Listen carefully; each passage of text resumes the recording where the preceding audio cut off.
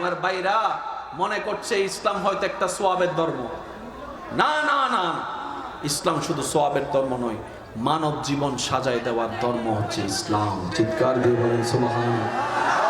ইমানি গর্জন দিয়ে একবার ডান হাত তুলে দেখায় বলেন, ইসলাম চাই কি চাই না? কোরআন চাই কি চাই না? নবীর আদর্শ দরকার আছে না নাই?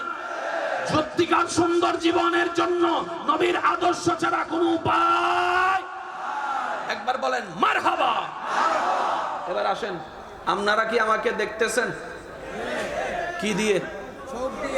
জোরে বলতে হবে। চোখের কোন জায়গা দিয়ে? ভাইয়া ভাইয়া ভাইয়া প্লিজ প্লিজ ভাইয়া, টাক টাক কিছু করার নাই, বাদ দেন ভাইয়া, সমস্যা নেই। আমাকে দেখতেছেন ভাইরা কি দিয়ে? চোখের অংশের মধ্যে সাদা আছে না নাই? এটা দিয়ে দেখেন। কোনটা দিয়ে দেখেন? চোখের ভিতরে একটা কালো আছে, এটা দিয়েও দেখা হয় না। দেখা হয় কি দিয়ে? মাঝখানে একটা সুইয়ের মতো আছে।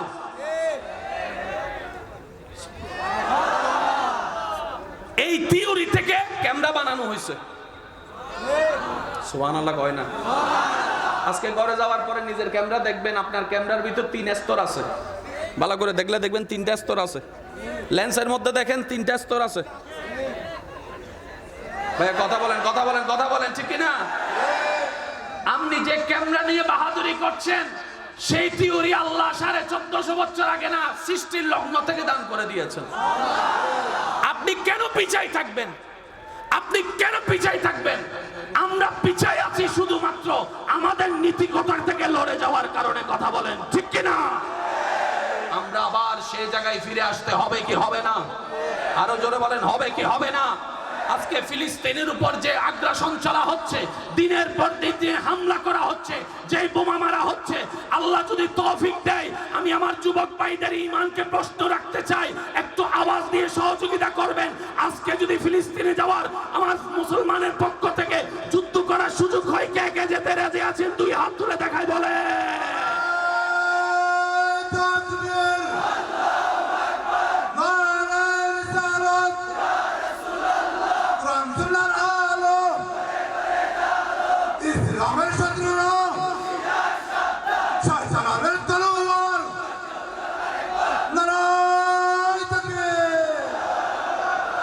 আমাদের সাথে জীবনে কোনোদিন তারা পারবে?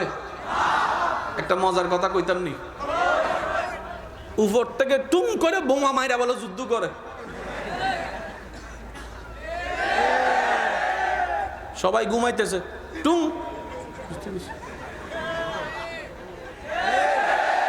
এত যদি তোমাদের সাহস থাকে, আসুন একবার খোলা ময়দানে সামনাসামনি আসো। তোমাদেরও যা থাকবে আমাদেরও তা থাকবে। তোমরা 1 লাখ থাকো, আমরা 1000 যাব। জীবনও তারা আসবে না। কেন জানেন? কারণ তাদের বাপ-দাদারা বদরের যুদ্ধ থেকে শিক্ষা পেয়ে গিয়েছে। 313 জনে পৃথিবীর ইতিহাস পরিবর্তন করে দিয়েছে। কথা বলেন, ঠিক কিনা?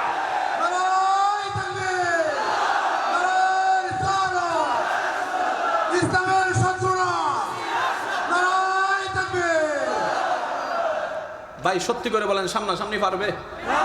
এবার আমি আপনাদেরকে একটা কথা বললে আপনারা এখানেই উত্তর পেয়ে যাবেন।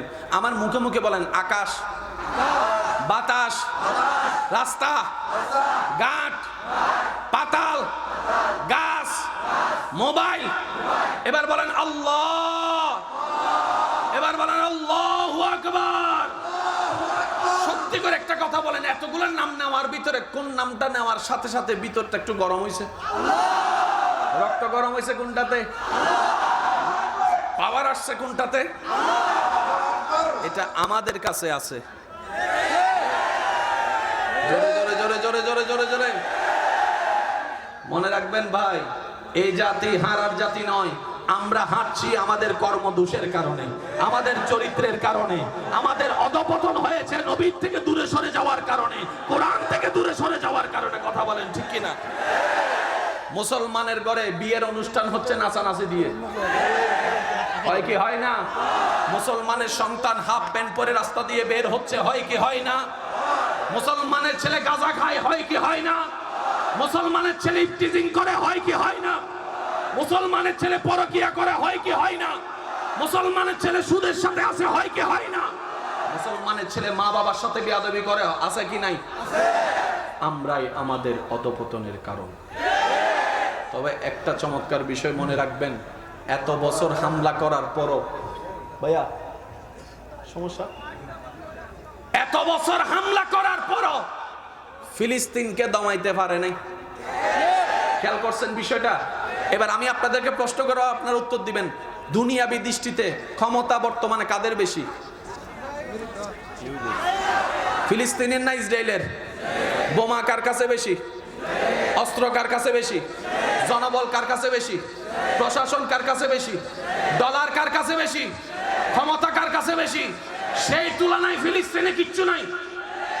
কখনো ভেবে দেখেছেন আজকে 40, 45, 70 বছর ধরে ফিলিস্তিনকে কেন হারাতে পারে না? তারা গবেষণায় লাগছে, কই ফিলিস্তিনে আছে কি তাকো, আছে কি তাকো, আছে কি তাকো, হারাইতে পারি না কেন? তখন তারাই বলে পারতি না, পারতি না, যত হামলা কর পারতি না, মানুষ মারতে পারবি, হারাতে পারবি না। কারণ ফিলিস্তিন সেই পুণ্যভূমি যেখানে আল্লাহর রহমত নাজিল হয়।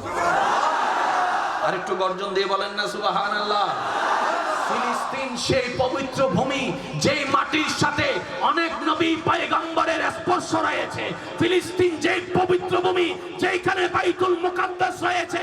ফিলিস্তিন সেই পবিত্র ভূমি যেই পবিত্র ভূমির বাইতুল মুকাদ্দাসে রাহমাতুল লিল আলামিন নবী নামাজ পড়ে মেরাজ গিয়েছেন। সুবহানাল্লাহ। কিয়ামত পর্যন্ত চাইলেও পারতো না। কথা বলতে হবে, কথা বলতে হবে। তাদের সাথে যদি আমাদের যুদ্ধ করতে হয়, আমার দৃষ্টিতে প্রথম যুদ্ধ আমাদের করতে হবে আমাদের চরিত্র পাল্টাই যুদ্ধ করতে হবে, আমাদের নীতি পাল্টাই যুদ্ধ করতে হবে। আপনারা জানেন কত কৌশল চলছে ইসলামকে ধ্বংস করার জন্য। কোরআন শিক্ষার চাইতে বড় কোনো শিক্ষা হতে, আর সেই কোরআন শিক্ষার জন্য সবাই একমত হবেন, মক্তবে পড়তে হবে। আলিফ বা তাসা না পড়লে কখনো কোরআন শিক্ষা যাবে না। ওই গোষ্ঠী বলে যে মুসলমানকে কোরআন থেকে দূরে রাখ।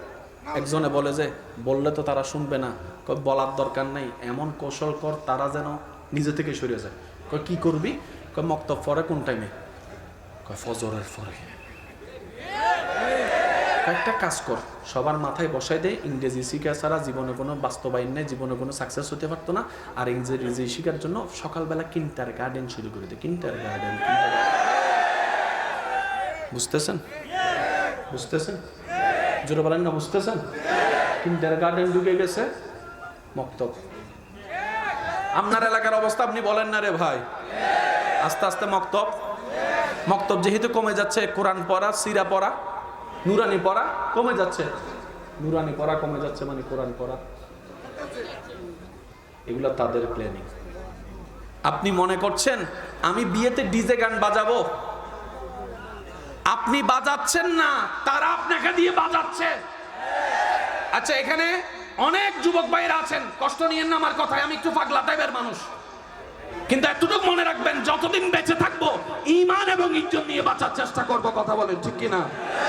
নিঃশ্বাস চলবে 1 মিনিট, কিন্তু সেটা প্রশান্তির নিঃশ্বাস হতে হবে। কে কে রাজি আছেন? কে কে রাজি আছেন? কে কে রাজি আছেন?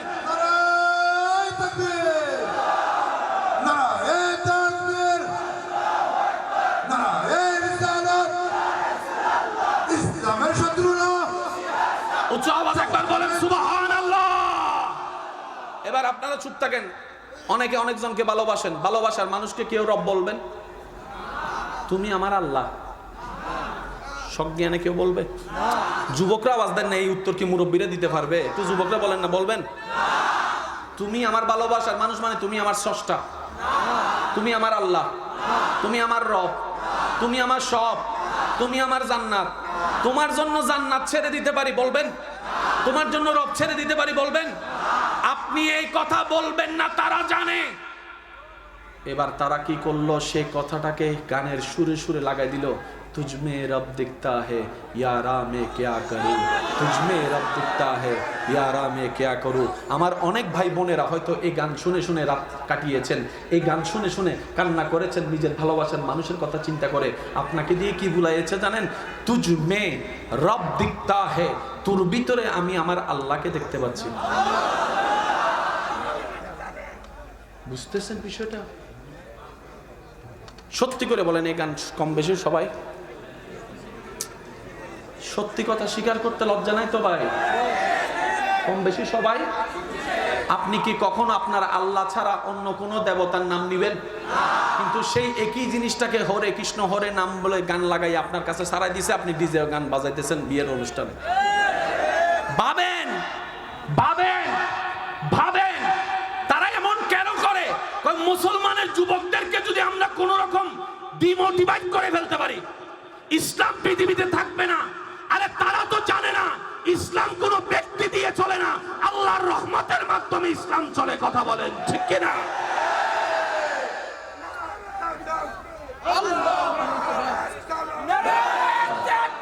আল্লাহু আকবার।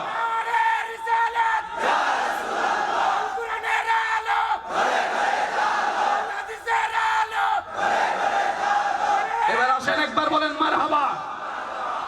আমার মুরব্বীর এখানে আছে, জাতে জাত টানে, কাকরাই গর্ত টানে। চেয়ারম্যান সব নেই মাশাআল্লাহ, তাহলে তারও ভালো। এটাও চেয়ারম্যান, দুই চেয়ারম্যান সাহেবের মাঝখানে আমি, তাহলে আমি সামনে একটা দেখি এমপি টেমপি হইতে পারিনি।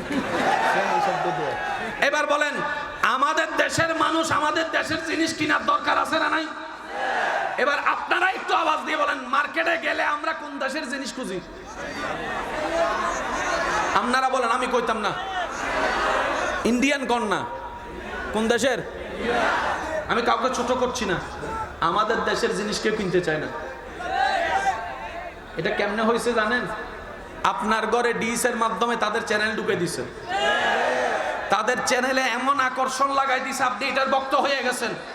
তো ওইটা দেখতে গেলে তো অ্যাডভার্টাইজ দেখতে হবে। এবার ছোটবেলার থেকে আপনি অ্যাডভার্টাইজ দেখতেছেন তাদের কোম্পানি, এবার সেই কোম্পানির জিনিসটা যখন 3 বছর পরে মার্কেটে পাইছেন, 100 না 500 হইলো, এটা দেখ। আমরা কখনো ভেবে দেখি নাই, কখনো ভেবে দেখি নাই। আপনি জানেন আমাদের বাংলাদেশের পোশাক বিদেশের মধ্যে হাজার হাজার ডলার টাকা দিয়ে কিনা হয়। যুবকরা আওয়াজ দিচ্ছে না কেন? আমাদের বাংলাদেশের গার্মেন্টস এর পোশাক বাইরের দেশে হাজার হাজার ডলার দিয়ে কিনা হয়। এখন যদি কোনো বাঙালি ছেলেরা কয় মেড ইন বাংলাদেশ, আবার একই জিনিস 1000 টাকা খরচ করে বিমানে চড়ে লন্ডনে যাইয়া দোকানে যাইয়া দেখতেছে, oh what a nice dress, how many price, বলে যে $67, মাত্র $67, এত সুন্দর। এবার নিয়ে যখন ঘরে যাইয়া দেখতেছে, একটু খুলে দেখি ফটোটা, মেড ইন বাংলাদেশ। আমি কি বুঝাইতে পারছি? বিষয়টা কি জানেন? ঘরের খাবার মজা লাগে না, রেস্টুরেন্টে টাকা দিয়ে খাইয়া আবার টিপ দিয়েও আসে, থ্যাংক ইউ দিয়েও আসে। এবার বলেন, আমরা পরিবর্তন না হলে এলাকা পরিবর্তন হবে?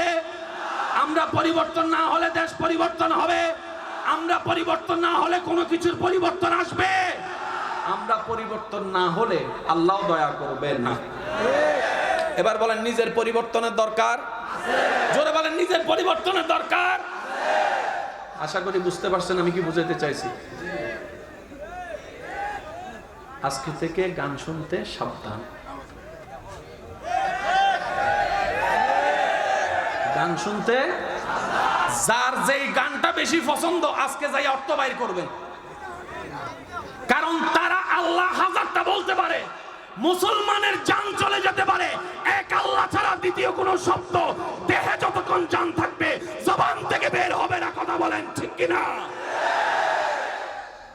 হযরত বেলাল রাদিয়াল্লাহু তাআলা ইসলাম ধর্ম গ্রহণ করার পরে যখন তার নেতা যখন শুনছে, মালিক যখন শুনছে, কষ্টের পর কষ্ট দিছে, কিন্তু এক আল্লাহ থেকে ছাড়াইতে পারে নাই, নবী থেকে ছাড়াইতে পারে নাই। দিতে দিতে দিতে দিতে যখন বেলাল আল্লাহকে না বলে না ছাড়ছে না, বুকের মধ্যে বড় পাথর চাপাই দিয়েছে। 2 হাত টানা, 2 পা টানা, উত্তপ্ত গরম রোদের বালির উপরে শোয়াই রেখেছে। বেলাল, বেলাল, তৃষ্ণার কাছে তো তুই হার মানতেই হবে। তাদের ধারণা কি? তৃষ্ণার সামনে তোকে হার মানতে হবে। হযরত বেলাল তৃষ্ণার তো বুক এনে বলে, আল্লাহকে অস্বীকার কর, পানি দেওয়া হবে। হযরত বেলাল বলে দুনিয়ার পানির দরকার নাই, আমি যদি এক আল্লাহকে মেনে নবীকে মেনে যেতে পারি, হাউজে কাউসারের পানি আমার জন্য অপেক্ষা করছে। এই জাতি হচ্ছে মুসলমান জাতি। ভাইয়া কি বলেন, কথা বলেন ঠিক কিনা? আচ্ছা ভাইয়া, যারা ইয়াবা বেছে তাদের ফলাফাইন কি ইয়াবা খায়? একটু খোঁজ নিয়ে দেখেন তো, কথা কয় না কা। মদ বিক্রি যারা করে তারা ফোলা মদ খায়, হ্যাঁ আমাদেরকে খাওয়াইতেছে। আর একটু জোরে বলেন না রে ভাই। কেন? আপনি যদি নেশায় ঢুকে যান, আপনার ভবিষ্যৎ অন্ধকার। আপনার ভবিষ্যৎ অন্ধকার মানে আপনার পরিবারের ভবিষ্যৎ অন্ধকার। আপনার পরিবারের ভবিষ্যৎ অন্ধকার মানে আপনার সমাজের ভবিষ্যৎ অন্ধকার। আপনার সমাজের ভবিষ্যৎ অন্ধকার মানে আপনার দেশের ভবিষ্যৎ অন্ধকার। ইয়াবার বিপক্ষে যুদ্ধ চলবে কি চলবে না? হিরোইনের বিপক্ষে চলবে কি চলবে না? আমরা বাঁচার জন্য, ইসলামকে রক্ষার জন্য এই কাজ করতে হবে। আমার কথায় কেউ কষ্ট নেবেন না ভাইয়া। দুনিয়াতে এসেছেন একবার, আপনি দুনিয়াতে এসেছেন একবার, আর আসার সুযোগ পাবেন না। অনেক সময় দেখবেন আপনাদের এলাকায় আছে কিনা, মোটরসাইকেল একটা নিয়ে ব ব ব করে। ভাই একটু কথা বলেন, আছে না নাই? হেলমেটও পরে না, স্পিডে চালাচ্ছে 40-এর জায়গাতে 80। আর কেউ যদি তারে ওভারটেক করে লাইছে, কাম তো সারছে। তারে যতক্ষণ কাজ করতে না পারবে। এবার বলেন মোটরসাইকেল কিনে দিছে কেডা? কয় মা বাপে। আপনি অ্যাক্সিডেন্ট করে মরলে আপনার জান আপনি দিয়ে দেন, সমস্যা নাই, কিন্তু আপনার মায়ের চোখের পানি আনার অধিকার তো আপনার নাই। আপনার বাবার বুক খালি করার অধিকার তো আপনাকে কেউ দেয় নাই। ও যুবক ভাই, কখনো খেয়াল করছেন এই অভ্যাসটা আজকে থেকে 10 বছর আগে ছিল? খেয়াল করে দেখেন ছিল? কিছু কিছু মানুষ ওই ফেসবুকে ভিডিও দিয়ে দিয়ে সবার লোভ লাগাই দিছে, আর আমরা যেটাই দেখি সেটা খাই বেশি। ভাই একটু কথা বলেন না, ঠিক কিনা? আমার যুবক ভাইরা, আল্লাহর খুশির জন্য আজকে একটা ওয়াদা করেন, যারা মোটরসাইকেল চালান হাই স্পিডে আজকে থেকে চলা যাবে না। আমি শুনি নাই, শুনি আরেক জোরে বলতে হবে, হাই স্পিডে চলা যাবে না। যতবারই বের হব মাথায় হেলমেট, মাথায় হেলমেট, মাথায় হেলমেট। কারো সাথে রেস দেওয়া যাবে। কেউ যদি বলে পারবিনি আমার লগে, আইস না, আইস না, আপনি কইবেন জিতলে তো পুরস্কার পাইতাম না, তেল খরচ করে লাভ কি? আস্তে চালাইলে তেল কম যায়। আমি যদি ভুল না বলে থাকি, আস্তে চালাইলে তেল কম যায়, জোরে চালাইলে। আমি কি বুঝাইতে পারছি? মনে থাকবে ইনশাল্লাহ। আমার সম্মানিত ভাইয়েরা, আমি এখানে আজকে আলোচনা করতে, ওয়াইজ করতে আসি নাই। এই কমিটির ভাইয়েরা খুব আন্তরিক। গত বছরে এসেছিলাম, এটা আমার নিজের আত্মার সাথে মিশে গিয়েছে ওনাদের সম্পর্কটা। এই ডেটটাই আজকে ছিল না, ছিল 12 তারিখ। ওনাদের জন্য আবার চেঞ্জ করে এখানে এনেছি। শুধুমাত্র একটার জন্য আমি আজকে এখানে এসেছি। আমি ভালোবাসা নিয়ে আসছি, আমি মহাব্বত নিয়ে আসছি। আপনাদের থেকে বিদায় নেওয়ার সময় আমি ভালোবাসা এবং দোয়া নিয়ে যেতে চাই। তবে আমার একটা স্বপ্ন, এমন একটা জীবন বানান মৃত্যুকালে যেন আপনার আফসোস না থাকে, এটা করি নাই, সেটা করি নাই, এটা করছি, সেটা করছি, আফসোস না থাকে। আপনার মৃত্যুটা যেন আপনার খুশির কারণ হয়। আজকে আমি আমার আল্লাহর দিদারে চলে যাচ্ছি। সুবহানাল্লাহ বলেন না ভাই? মানুষ মারা গেলে আপনাদের এখানে কি পড়ে? এসে কথা কয় না কা? আর একটু জোরে কোন, আমি ভয়েস করবো না তো, কথা কইতে আসছে, একটু জোরে কোন, কি পড়ে? ইন্না লিল্লাহি। এতগুলো আয়াত থাকতে কখনো ভেবে দেখেছেন এটা কেন পড়ে? তার মানে কি? সন্তানের মৃত্যুতে বাবা পড়ছে ইন্না লিল্লাহি ওয়া ইন্না ইলাইহি রাজিউন। এর অর্থ কি জানেন? সন্তান বলছে বাবাটা আমার মনে করেছি, আসলে আমার নয়, ইন্না লিল্লাহ, আমার বাবাটা মূলত আমার আল্লাহর। ওয়া ইন্না ইলাইহি রাজিউন, তার সম্পদ তার কাছেই চলে যাচ্ছে। মূলত আমার বলতে কিছু, আমি সবার মুখে শুনতে চাই, মূলত আমার বলতে কিছু। এবার আওয়াজ দিয়ে বলুন তো, আমাদের বাবা কার দেওয়া? মা কার দেওয়া? সম্পদ কার দেওয়া? স্ত্রী সন্তান কার দেওয়া? জ্ঞান কার দেওয়া? সারা দেহ কার দেওয়া? তো সব যদি আল্লাহর দেওয়া হয়, আমরা হইলাম বারাটিয়া। আমরা কি? আর বারাটিয়া অহংকার করা মানাই না। বারাটিয়া থাকবে নম্র, বারাটিয়া থাকবে ভদ্র, বারাটিয়া থাকবে মুনিবের গোলামির মধ্যে। কথা বলেন ঠিক কিনা? যে যত নম্র থাকবে, ওয়া ইবাদুর রহমান আল্লাযিনা ইয়ামশুনা আলাল আরদি হাওনা, যে যত নম্র থাকবে আল্লাহ তার জন্য দুনিয়া এবং আখিরাত তত সুন্দর করে দেবে। আমি বেশিক্ষণ বিরক্ত করব না, তবে একটা জিনিস জানতে চাই, এই পর্যন্ত যারা যেমনি চলছেন, নিজের মন মতো চলছেন, সত্যি করে আল্লাহকে সাক্ষী রেখে বলেন তো, আপনারা মন থেকে খুশি আছেন? সব সময় মন থেকে খুশি থাকেন? শান্তিতে থাকেন? শান্তিতে থাকেন? তো ঘরে যাইয়া বহুল লাগে ঝগড়া করেন যে, কিছু কথা কয় না, কথা কয় না। বন্ধু একটা কিছু কইলে যে সেটা উঠেন, শান্তিতে কেউ কেন নাই জানেন? দিল যেটা শান্তির সেটা দিবে কে? আর আল্লাহ, যতক্ষণ আল্লাহর সাথে কানেকশন না লাগবে এই অন্তর কখনো শান্তির হবে? জোরে বলেন না, শান্তির হবে? এবার বলেন, নামাজ চাই কি চাই না? জোরে বলতে হবে, নামাজ চাই কি চাই না? ডেলি কয় ওয়াক্ত? ডেলি কয় ওয়াক্ত? মসজিদে গিয়ে পড়ার চেষ্টা করব ইনশাআল্লাহ। যারা নামাজ পড়বে তাদের জন্য একটা বড় লাভ, শুনেন, ব্রেন সবসময় রিল্যাক্স থাকবে। একটু জোরে বলতে হবে। মন সবসময় পরিষ্কার থাকবে। আর একটু জোরে বলেন না, মন সবসময় কি থাকবে? পরিষ্কার থাকবে। আর অন্তরের মধ্যে কখনো হিংসা আসবে না। এগুলার লাভের দরকার আছে না নাই? আর একটু জোরে বলেন, আছে না নাই? অন্তর থেকে দোয়া করি আল্লাহ সবাইকে কবুল করুন। অনেক মেহমানরা এসেছেন, আল্লাহ তাদেরকেও কবুল করুন। আমি এখানে শুনতে পেয়েছি অনেক দূর থেকে নাকি আশিকরা উপস্থিত হয়েছে। আল্লাহ ওনাদের সবাইকে সহি সালামতে আবার ঘরে যাওয়ার তৌফিক দান করুন। আমি আপনাদের থেকে বিদায় নেওয়ার আগে দুই একটা কথা বলবো। আশা করি যে দুই একজন আমাকে ভালোবাসেন, আমি আবদার করে কথা বলার অধিকার রাখি বলে মনে করি। বলতে পারবো ইনশাআল্লাহ? 2 মিনিট সময় দিবেন? 2 মিনিট সময় দিবেন? আজকে থেকে যাই করেন জিহ্বাটাকে একটু বন্ধ রাখার চেষ্টা করবেন ইনশাআল্লাহ। বলেন, যার জবান যত কম ব্যবহার হবে জান্নাতে যাওয়া তার জন্য তত সহজ হবে। সুবহানাল্লাহ, জোরে বলেন। নবীজিকে জিজ্ঞেস করা হয়েছে, ইয়া রাসূলুল্লাহ, জাহান্নামে যাওয়ার অন্যতম কারণ কি? নবী বললেন 2 জায়গা কারণ। একটা হচ্ছে লজ্জাস্থান, আর একটা হচ্ছে জিহ্বা। এই 2টা অপব্যবহার যত হবে জাহান্নাম তত কাছে। সংসারের মধ্যে জামাই বউয়ের সাথে যে সম্পর্ক জিহ্বার কারণে নষ্ট হয়ে যাচ্ছে, তো সেজন্য নবী বলেছেন উসকুত আকিফুল লিসান, জবান যত কম বলবা কথা শান্তি থাকবে। তো চট্টগ্রামের ভাষায় একটা কথা বলে, হদে বাবা মঞ্জুর হন শত্রু নাই। সিরিঙ্গা আলাপ কলা হদে বাবা মঞ্জুর হন শত্রু নাই। যত হম্মা দিবি তত তোর জীবন নাম সুন্দর হবো, ঘর অসুন্দর হবো, বাইরেও সুন্দর হবো। সিরিঙ্গে কথা। তা আমাদের সিটাঙের সাথে আপনাদের সিলেটের কিছুটা মিল।